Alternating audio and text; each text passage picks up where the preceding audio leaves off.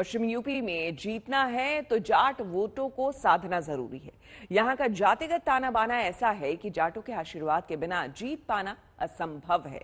वोटों की यही वो ताकत है जो राजनीतिक पार्टियों को जाटों की शरण में जाने पर मजबूर कर देती है।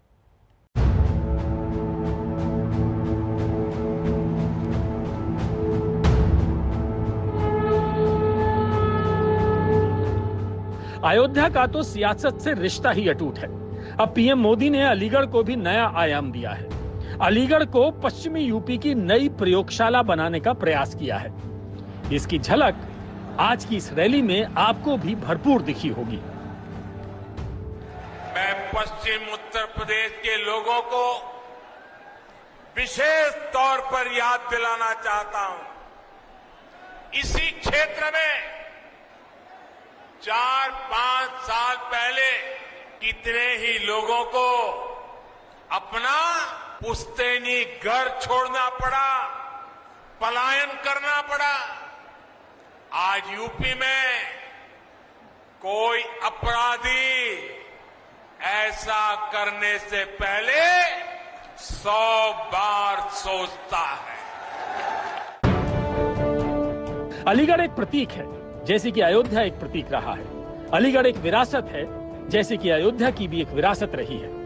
अयोध्या अध्याय से बीजेपी केंद्र की सत्ता तक पहुंची। आज अलीगढ़ की दरकार यूपी के लिए जरूरी हो गई है। जाट और मुस्लिम वोट के ध्रुवीकरण के डर से धमनियों में लहू की रफ्तार तेज हो गई है। सोचना और समझना जरूरी है कि अलीगढ़ में शंखनाद से पहले योगी जी ने अब्बा जान वाला चैप्टर क्यों खोला और आज अखिलेश यादव को जवाब देने क्यों आगे आना पड़ा। अब्बा जान कहने वाले राशन हजम कर जाते थे।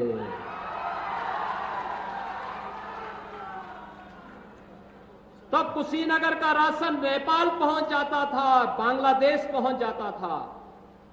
और आज कोई इन गरीबों का राशन निकलेगा तो राशन तो नहीं निकल पाएगा, लेकिन जेल जरूर चला जाएगा।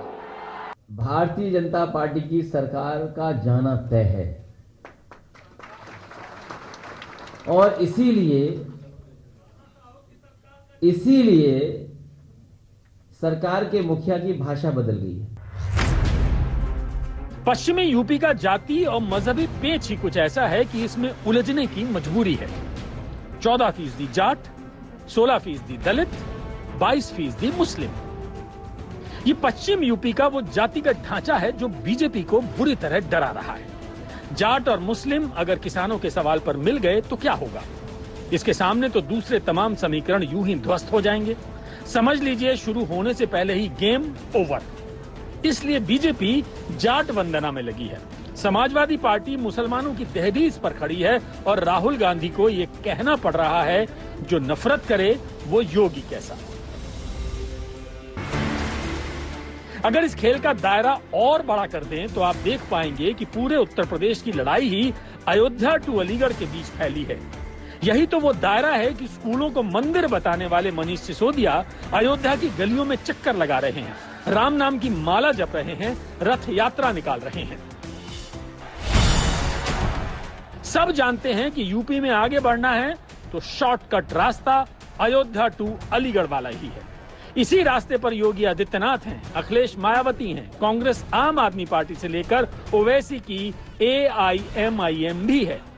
अयोध्या में समर श्रीवास्तव के साथ संजय शर्मा, अलीगढ़ आज तक। गुजरात के सीएम पद से हटने के बाद विजय रूपानी ने आज तक से एक्सक्लूसिव बात की। आखिर क्यों उन्होंने कुर्सी छोड़ी, कब उन्हें कुर्सी छोड़ने के लिए बोला गया, रूपानी की नजर सीएम का मतलब क्या होता है। हमारे संवाददाता गोपी घांगर ने उनसे बात की तो क्या कहा, आइए सुनते हैं। हाल ही में मुख्यमंत्री पद से इस्तीफा देने वाले पूर्व मुख्यमंत्री विजय रूपानी जी इस वक्त हमारे साथ मौजूद है। उन्हीं से बातचीत करते हैं।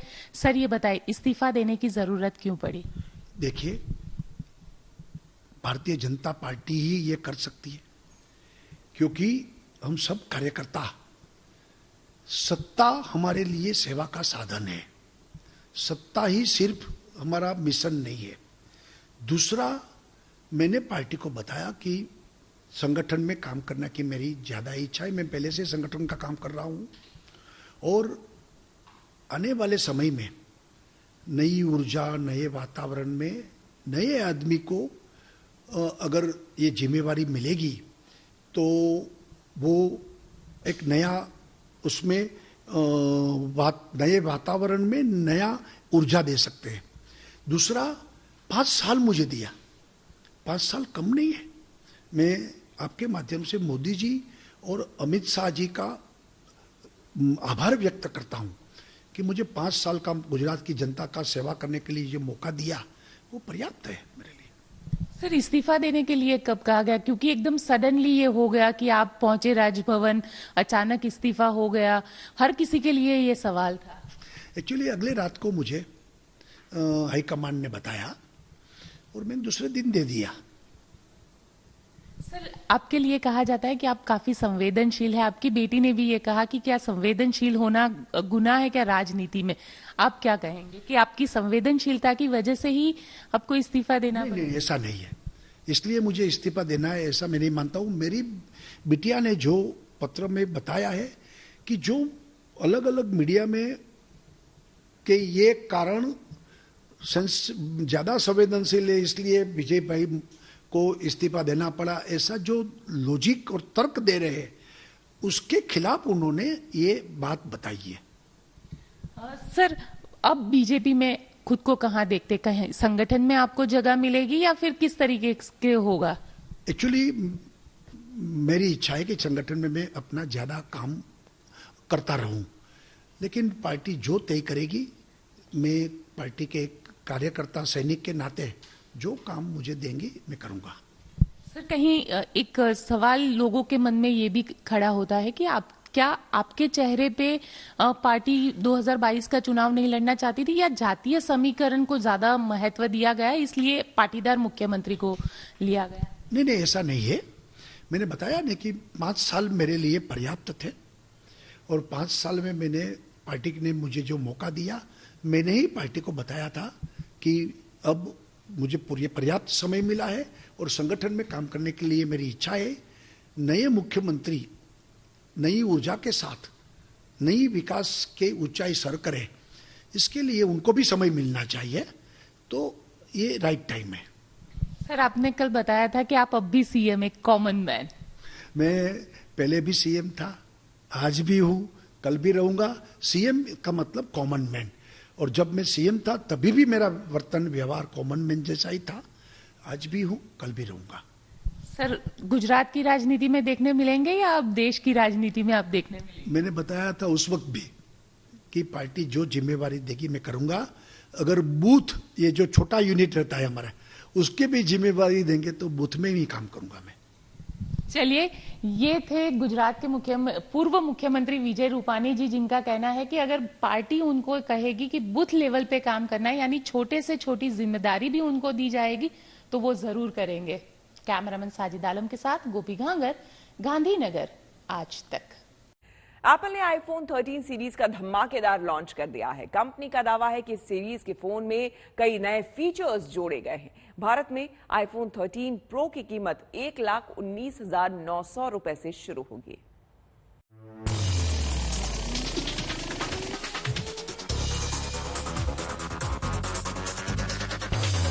दिल थाम कर देख लीजिए, खत्म हुआ इंतजार। सामने आया आईफोन की नई पीढ़ी का फोन, आईफोन 13 सीरीज। नया लुक, नया अंदाज, नई चमक और नई तकनीक आईफोन के दीवानों की धड़कनें बढ़ा रही हैं। आईफोन 13 सीरीज के इस फोन ने हर इंतजार को नमस्कार करते हुए आखिरकार दस्तक दे दी। आईफोन 13 सीरीज में 4 मॉडल लॉन्च हुए हैं। इनमें iPhone 13, iPhone 13 mini, iPhone 13 pro और आईफोन 13 प्रो मैक्स शामिल है। अब बिना एक पल गवाए हम आपको आईफोन 13 सीरीज के फोन्स की खूबियों की सैर कराते हैं। आईफोन 13 का डिस्प्ले साइज 6.1 इंच है, जबकि आईफोन 13 मिनी का डिस्प्ले साइज 5.4 इंच है। आईफोन 13 सीरीज के फोन्स में सिरेमिक शील्ड फ्रंट लगाया गया है। दावा है कि इंडस्ट्री में किसी भी दूसरे फोन ग्लास से कई गुना ज्यादा मजबूत है। डुअल कैमरों को तिरछे कोण पर कुछ ऐसे लगाया गया है जो पिक्चर क्वालिटी को बढ़ा देंगे।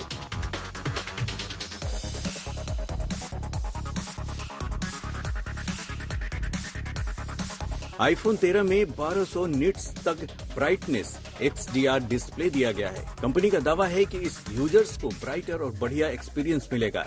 एप्पल आईफोन 13 में A15 बायोनिक चिपसेट दिया गया है। इसमें 6 core CPU, 2 core high performance core और 4 एफिशिएंसी कोर दिए गए हैं।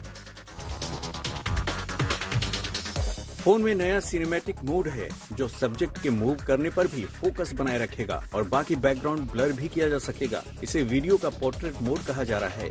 नए आईफोन्स 5G रेडी फोन हैं। इन दोनों से इतर आईफोन 13 प्रो में 120 hertz pro motion refresh rate display दिया गया है।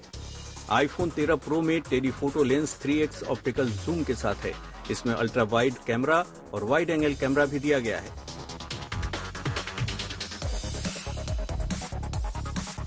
इसमें लो लाइट में भी अच्छी फोटो ली जा सकती है। आईफोन 13 प्रो में मैक्रो फोटोग्राफी के ऑप्शन को भी ऐड किया गया है। प्रो और प्रो मैक्स में 3 कैमरे हैं। तीनों ही कैमरा नाइट मोड को सपोर्ट करते हैं। एप्पल आईफोन 13 प्रो और प्रो मैक्स दोनों में पिछले वर्जन के मुकाबले बड़ी बैटरी है। वहीं चारों वर्जन में एप्पल ने दोबारा मैगसेफ का सपोर्ट दिया है, जिसे पिछले साल लॉन्च किया गया था। कंपनी का दावा है कि आईफोन 13 में आईफोन 12 के मुकाबले 2.5 घंटे की ज्यादा बैटरी लाइफ मिलेगी। अब बात कीमत की। भारत में आईफोन 13 मिनी की कीमत 69,900 रुपए से शुरू होगी, जबकि आईफोन 13 की कीमत 79,900 रुपए से शुरू होगी। भारत में आईफोन 13 प्रो की कीमत 1,19,900 रुपए से शुरू होगी, जबकि आईफोन 13 प्रो मैक्स की कीमत 1,29,900 रुपए से शुरू होगी। कंपनी का दावा है कि उन्होंने नए फोन को इको फ्रेंडली बनाने की कोशिश की है, इसलिए तमाम सारे रिसाइकल्ड मटेरियल का इस्तेमाल किया गया है। इसके अलावा भी बहुत से फीचर्स के बारे में कंपनी ने ओपनिंग में जानकारी नहीं दी है, लेकिन कहा जा रहा है कि सेगमेंट के प्रो और मैक्स फोन को बगैर सिग्नल के सैटेलाइट की तरह भी इस्तेमाल किया जा सकता है। हालांकि ये सुविधा भारत में होगी या नहीं, इसकी अभी जानकारी नहीं है। तो फिर देर किस बात की? आईफोन का नया अवतार आपके सामने है। अगर आप भी उसके दीवानों के लिस्ट में शामिल हैं, तो नया आईफोन आपके इंतजार में है। आज तक ब्यूरो। गुजरात का सौराष्ट्र एक ऐसा इलाका जहां आमतौर पर कम ही बारिश होती है, लेकिन इस बार सितंबर के महीने में गुजरात के सौराष्ट्र में रिकॉर्ड तोड़ बारिश हुई है। जी हां, सौराष्ट्र के जामनगर, जूनागढ़, पोरबंदर में 24 घंटे के अंदर इतनी बारिश हो गई कि बाढ़ जैसे हालात पैदा हो गए। अब सवाल यह है कि गुजरात का जो इलाका सूखा क्षेत्र कहा जाता हो, वो 24 घंटे में पानी पानी कैसे हो गया? आखिर सौराष्ट्र में अगस्त के मुकाबले इस महीने 4 गुना से ज्यादा बारिश क्यों हो रही है? इसकी वजह क्या है?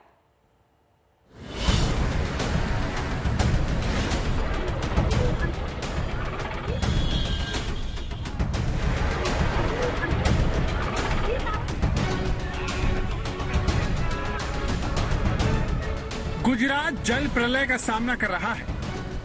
ऐसी तबाही झेल रहा है जिसे सिर्फ जल प्रलय ही नाम दिया जा सकता है। गुजरात में नदियां और डैम उफान पर हैं।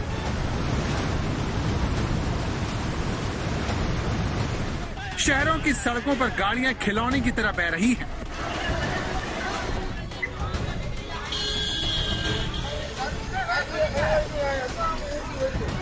हजारों जिंदगियों पर बनाई है, जिन्हें बचाने के लिए वायुसेना और नौसेना से लेकर एनडीआरएफ ने मोर्चा संभाल लिया है। गुजरात में बारिश से जो हालात बने हैं, उसे संभालना स्थानीय प्रशासन के बस के बाहर हो गया है।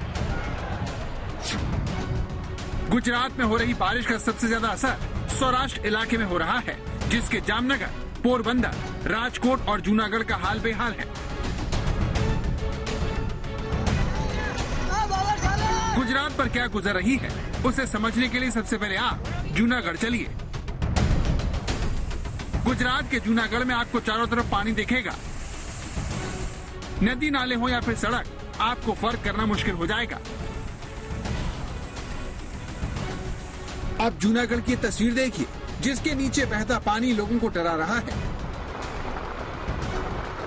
जूनागढ़ में बांध से छोड़ा गया पानी शहरों में घुस रहा है और हादसे की वजह बन रहा है। ये कार देखिए जो पुल के नीचे पानी का शिकार बनी। ये रोंगटे खड़े कर देने वाली तस्वीर बताने के लिए काफी है कि गुजरात में हालात कितने बेकाबू हो रहे हैं। कार से निकलता पानी बता रहा है कि ये गाड़ी पानी में पूरी तरह से डूब चुकी थी, जिसे क्रेन के सहारे निकाला गया। इस कार को निकालने के लिए राहत और बचाव टीम का एक सदस्य इस पुल के नीचे गया, जिसने कार को क्रेन की रस्सी से बांधा, तब जाकर ये बाहर निकल सकी। अब आप सोच रहे होंगे कि इस कार में कौन बैठा था, ये कार कैसे पुल के नीचे गिरी, तो अब उसका जवाब सुनिए। यह हादसा जूनागढ़ के आनंदपुर मेकी में हुआ, जहां इस कार को चलाने वाला ड्राइवर डैम के पुल से गुजर रहा था। तभी अचानक ऐसा सैलाब आया कि ड्राइवर पुल के ऊपर ही कार छोड़कर चला गया। उसके बाद जो हुआ वो तस्वीरें आपके सामने हैं। गुजरात में सितंबर के पहले 15 दिनों में पिछले महीने के मुकाबले तकरीबन 4 गुना बारिश हो चुकी है। गुजरात में पिछले महीने 65.3 मिलीमीटर बारिश हुई थी, जबकि सितंबर के आधे महीने के अंदर ही 219.2 मिलीमीटर बारिश दर्ज की जा चुकी है। इसी का नतीजा है कि जूनागढ़ की सड़कें पानी से लबालब हो गई हैं। जूनागढ़ में गाड़ियां फिर भी सड़कों पर चल रही हैं, लेकिन राजकोट में तो गाड़ियां अचानक आए पानी में बुरी तरह फंस गई हैं। ये राजकोट की रेया सड़क है जो बारिश के बाद नदी बन गई। बारिश का पानी इतनी तेजी से बहने लगा कि गाड़ियां खिलौने की तरह बहने लगी। वीडियो में आप देख सकते हैं कि सफेद रंग की ये वैगनआर किसी तरह से पानी के बहाव के खिलाफ खड़ी हुई है, लेकिन काले रंग की कार बहते हुए पीछे आती है। कुछ ही मिनट बाद ये सफेद रंग की गाड़ी दूसरी कार के साथ बहकर दूर चली जाती है।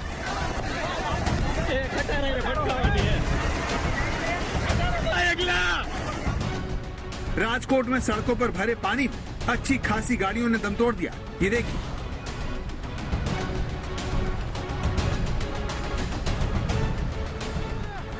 अब राजकोट की इस रिहायशी बस्ती का भी वीडियो देख लीजिए, जहां पूरी बस्ती सैलाब का शिकार हो गई। ऐसे में मूसलाधार बारिश के दौरान ही यहां लोगों को सुरक्षित स्थानों पर ले जाया गया। छोटे छोटे नाले जो कॉरपोरेशन ने ढो दिए हैं, तो उसकी वजह से ये नाले सब दब गए हैं और उसका पानी जगह नहीं मिलने से हमारे घर में घुस आया है। तो ज्यों कहती हूँ, हम जान बचाने के लिए हमने फर्स्ट फ्लोर पे अपने आश्रय ले लिया है, लेकिन पानी बहुत घर में घुस आए हैं। बहुत जगह पे अभी राजकोट में लगातार 22 घंटे से बारिश शुरू है और बहुत सारे इलाकों में पानी घुस चुका है। हमारे घर में भी पानी घुस चुका था, लेकिन अभी हम लोग ऊंची जगह पे आ गए, सभी सेफ है, अभी कोई दिक्कत नहीं। लेकिन हाँ, बाइक और सब अभी और डूब गया है। राजकोट की इस हालत के लिए तेज बारिश के अलावा यहाँ का न्यारी बांध भी जिम्मेदार है, जिससे छोड़ा जा रहा पानी खेतों गांव से होता हुआ शहर के निचले इलाकों को डुबो रहा है। गुजरात के सौराष्ट्र हालात आगे भी बने रह सकते हैं, जिसे देखते हुए मौसम विभाग ने पूरे इलाके में हाई अलर्ट जारी कर दिया है। जामनगर में विद्या और गोपी घांगर के साथ आज तक ब्यूरो।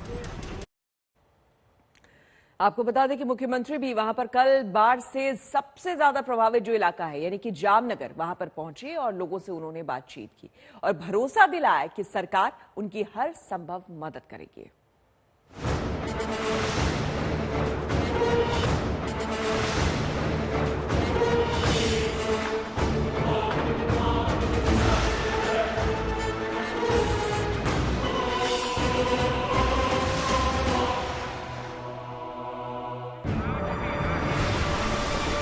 गुजरात में बारिश का सबसे ज्यादा कहर उसके जामनगर जिले पर टूटा है, जहां अचानक आए पानी ने लोगों को बंधक बना लिया।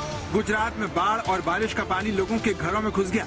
वहीं सड़कों पर पानी का बहाव इतनी तेज है कि उसे पार करना करीब करीब नामुमकिन है। जामनगर में रिहायशी इलाका पूरी तरह पानी की चपेट में है और लोगों को बचाने के लिए एनडीआरएफ की टीम को इस सीढ़ी का सहारा लेना पड़ा। ये देखिए एनडीआरएफ का ये बचाव कर्मी कैसे इस महिला को सीढ़ी पर सरकते हुए सुरक्षित स्थान पर ले जा रहा है। ऐसा इसीलिए करना पड़ा क्योंकि आसपास का पूरा इलाका पानी में डूबा हुआ है और बचने का यही रास्ता है। लेकिन ये काम कितना कठिन है उसे आप इस तस्वीर को देखकर समझ सकते हैं। एनडीआरएफ के इस कर्मचारी को एक एक कदम फूंक फूंक कर रखना पड़ा, जो रस्सी को पकड़कर अपने काम को अंजाम दे रहा है। लेकिन जिस सीढ़ी के सहारे ये सारा राहत और बचाव का काम किया गया, उसे लगाने के लिए एनडीआरएफ की टीम को अपनी जान पर खेलकर इस घर के अंदर तैरकर जाना पड़ा। ये देखिए,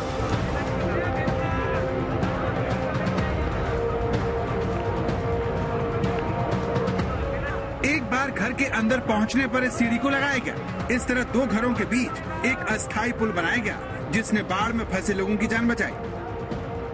भारी बारिश से जामनगर के 18 में से 17 बांध 24 घंटे के अंदर ही उफरने लगे। ऐसा इसीलिए हुआ क्योंकि सोमवार को 24 घंटे के अंदर जामनगर, कालापन, जाम जोधपुर में 25 इंच पानी बरस गया। वहीं राजकोट में 13 इंच और जूनागढ़ में 18 इंच बारिश हुई।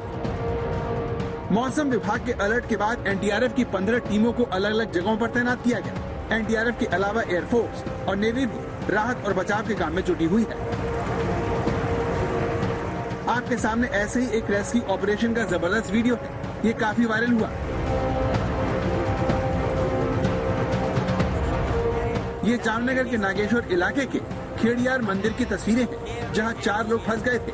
चारों तरफ सैलाब होने से प्रशासन की लोगों तक पहुंचने की कोशिश बेकार साबित हो रही थी।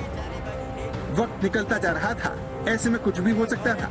इसीलिए वायुसेना ने मोर्चा संभाला और रेस्क्यू ऑपरेशन करके सभी को बचा लिया।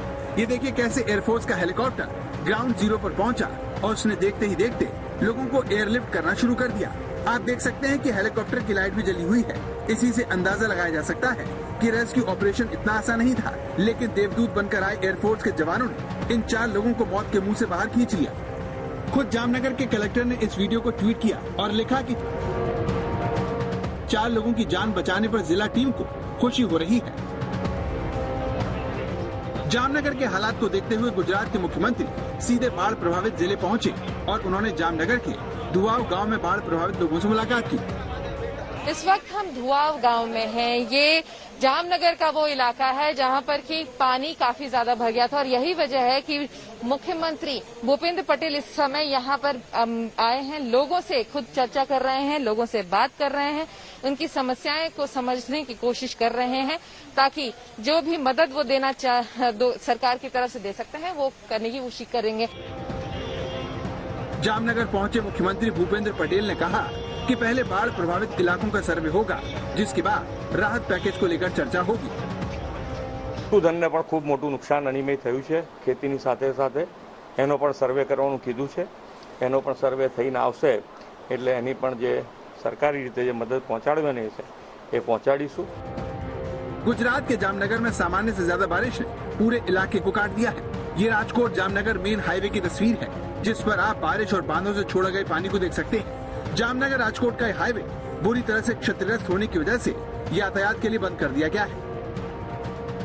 सोमवार को राजकोट में जो तेज बरसात हुई थी उसकी वजह से ये जो आप नदी देख रहे हैं ये इस वजह से है क्योंकि राजकोट में जो बरसात हुई उसका पानी जो आजी डैम है वो उसमें ज्यादा भरा और उसके बाद ये वहां पे गेट्स खोल दिए गए और इसकी वजह से आसपास के जो इलाके हैं उसमें काफी ज्यादा यहाँ पे पानी भर गया। ये आप जो ब्रिज देख रहे हैं ये तकरीबन 20-25 साल पुराना बताया जाता है और कहा जा रहा है कि अभी फिलहाल क्योंकि इसके ऊपर 10 फीट का पानी था और वो सारा क्योंकि इसके काफी ज्यादा फोर्स से बह रहा था तो ट्रैफिक तो रोक दिया गया था, लेकिन अब इसके हालात काफी खराब नजर आ रहे हैं और इसलिए एडमिनिस्ट्रेशन ने फिलहाल यहाँ पर ग्राम रक्षक दल, ये जो आप देख रहे हैं खाकी वर्दी में, ये सब ग्राम रक्षक दल के लोग हैं जो यहाँ पे तैनात कर दिए गए हैं। तो ये इंश्योर कर रहे हैं कि यहाँ से ट्रैफिक नहीं गुजरे। लेकिन पानी ने सिर्फ जामनगर के लोगों की मुसीबत खड़ी नहीं की है, पोरबंदर भी इसके निशाने पर है, जहाँ पानी ने चुपचाप लोगों के घरों को घेर कर उन्हें चौंका दिया। पोरबंदर का ये ऐसा ही घर है जिसके चारों तरफ पानी है और घर की पहली मंजिल तकरीबन डूब चुकी है। जब इस घर में फंसे लोग हिम्मत हारने लगे तो देवदूत के रूप में एनडीआरएफ की टीम पहुंची और उसने मकान की छत पर फंसे इन 4 लोगों को बचा लिया, जिसमें 3 महिलाएं भी शामिल थी। सोचिए अगर एनडीआरएफ के जवान इस सैलाब को चीरते हुए इस घर तक नहीं पहुंचते और रस्सी और ट्यूब और अपनी ट्रेनिंग के दम पर इन 4 लोगों को नहीं बचाते तो लोगों का क्या होता। लेकिन एनडीआरएफ की टीम लगातार अपने फर्ज को पूरा कर रही है।